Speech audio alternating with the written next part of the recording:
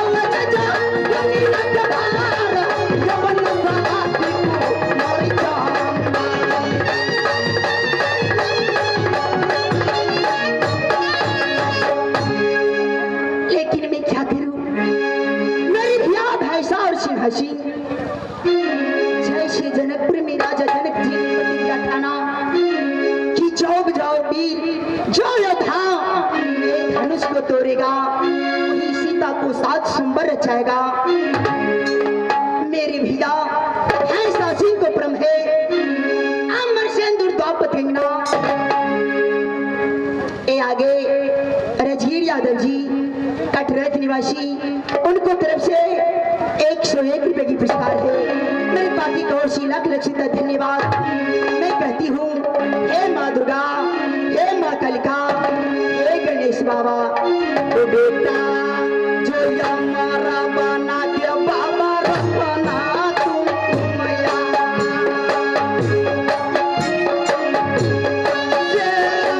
सबाई बाबा देना राजगीर भाई।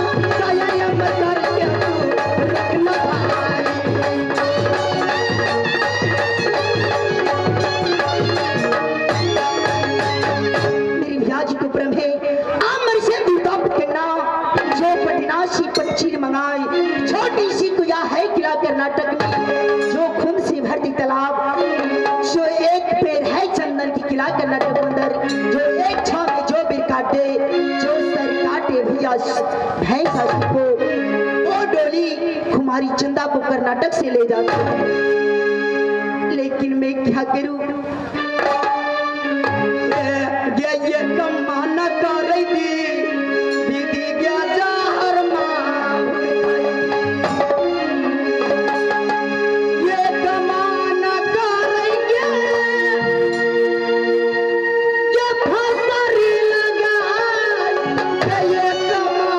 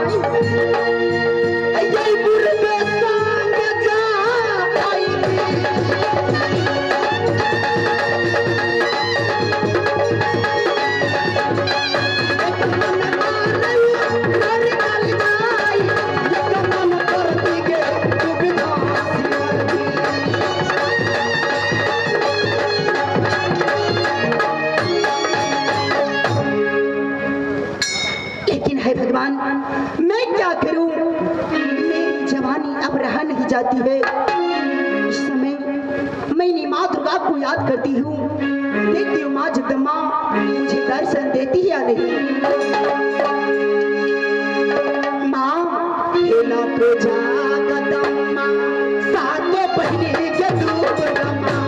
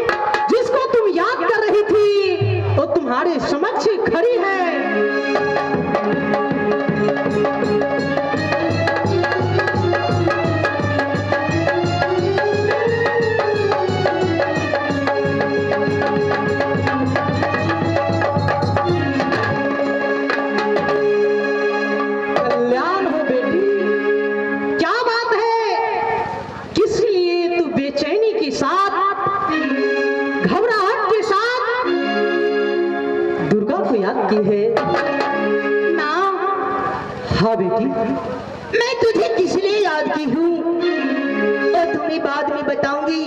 सबसे पहले तू मेरे साथ वचन बनाओ। बेटी चंदा, माँ और पुत्री में वचन कैसे? तुमको जो भी कहना है मुझसे कहो, जो भी मांगना है मुझसे मांगो, फिर देखो ये दुर्गा तुम्हें देती है या नहीं देती। देखो माँ, तुम कहती है जो माँ और बेटी में वचन की क्या बात है, लेकिन मुझे वचन चाहिए। जब तक तू वचन न देगी तब तक मैं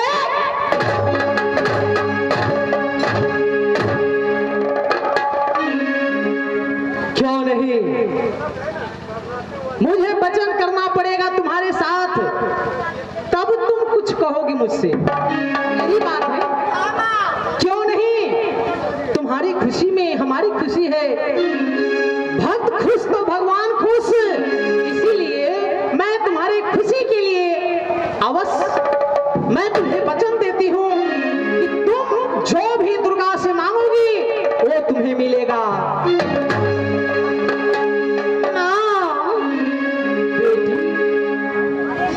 जैसो लसिंगार मैया क्या बात सो जय भरा।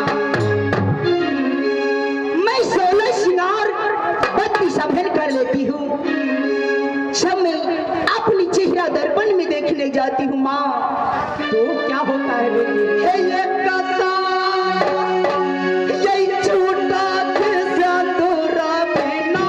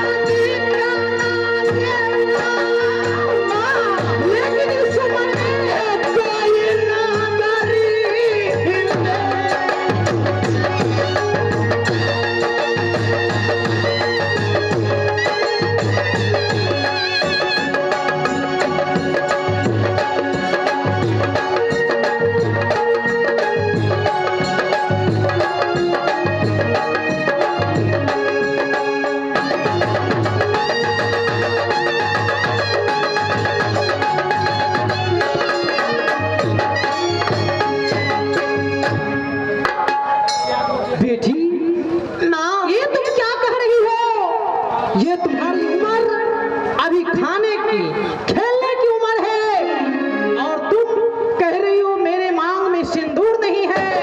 एक सिंदूर की बगैर हमारी मांग उदास रहा करता है। बेटी याद रखो अभी तुम्हारी उम्र शादी करने की नहीं हुई है। क्या माँ? खेलो खाओ और नाचो कूदो ऐश करो।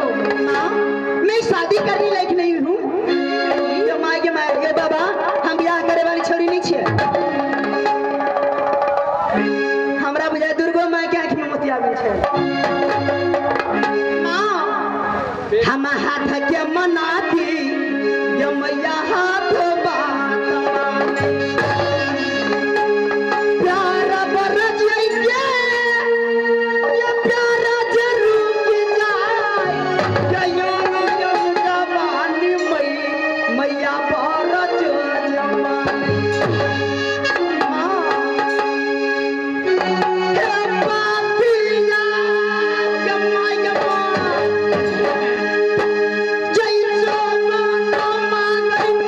Yeah.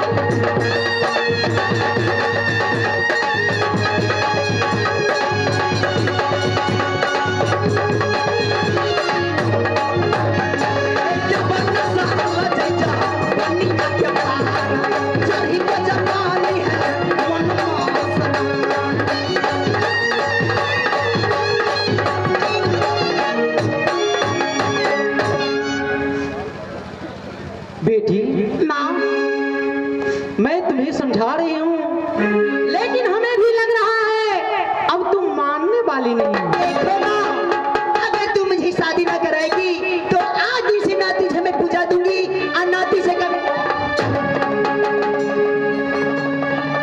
बेटी, अरे उठो।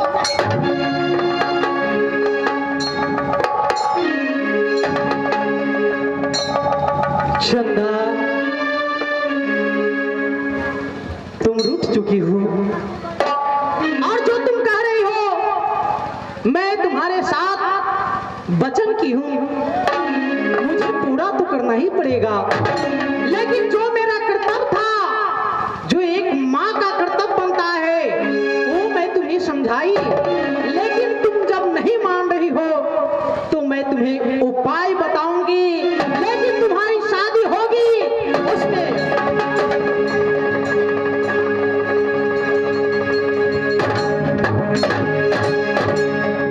क्या माँ, मेरी शादी होगी? शादी तो होगी, लेकिन कब होगी माँ? शादी जैसे तुम चाहती हो ऐसे शादी नहीं होगी। कैसे होगी माँ? तुम्हारी शादी में बहुत विघ्न आएगा। उस सब को टाल करके उस सब का सामना करोगी, सबसे विजय प्राप्त करोगी, तब तुम्हारी शादी होगी। माँ, क्या मेरी शादी में कष्ट आई है? बहुत कष्टदायक है। कैसी कष्ट है माँ? तुम अगर शादी करना चाहती हो, तुम्हारे भाई वैसी तुम्हें शादी नहीं करने की आज्ञा दे सकते हैं। अच्छा, इसीलिए तुम यहाँ से जाओ अपने भाई के बंगले पे, अपनी शक्ति से, अपने तंत्र मंत्र से तुम अपने भाई को भैंसा बना देना। क्या? हाँ, अपने जादू से भैया जी को भैंसा बनाऊंगी। हाँ चंदा, तुम्हें करना पड़ेगा। और मैं क्या करूंगी माँ? उसके बाद उसे लेकर के जितने भी किला है सभी किला में भ्रमण करना पड़ेगा। जो भैंसे को नाथ पहनाएगा, पछाड़ेगा, उसी के साथ तुम्हारी शादी। क्या मैं छत्री को बेटी होकर नटीन बनूंगी? नटीन तो भैया जी को भैंसा बना कर काम को पिलाने घूमूंगी। जो भी पछाड़ कर सामा हाथ को नाथ लगाएगा, क्या उसी को साथ में मेरी शादी होगी? उसी के साथ में शादी होगी। माँ, अगर मैं नटीन न बनूंगी तो क्या मेरी शादी न होगी? यदि तू नटीन नहीं बनती हो तो इसमें मैं कुछ नहीं कर सकती हूँ। तुम्हारी शादी कदापि नहीं हो सकती है। मैं अपनी शाह के कारण जरूर नटीन बनूंगी माँ, लेकिन एक बात ही ध्यान रखना। बोलो बेटी। जहाँ मैं जरूरी पड़ जाएगी, जब मैं तुझे याद करूंगी, तुम मुझे दर्शन दे देना माँ। क्यों नहीं, जिस जगह तुम याद करोगी दुर्गा उस जगह हाजिर हो जाएगी। कल्याण हो।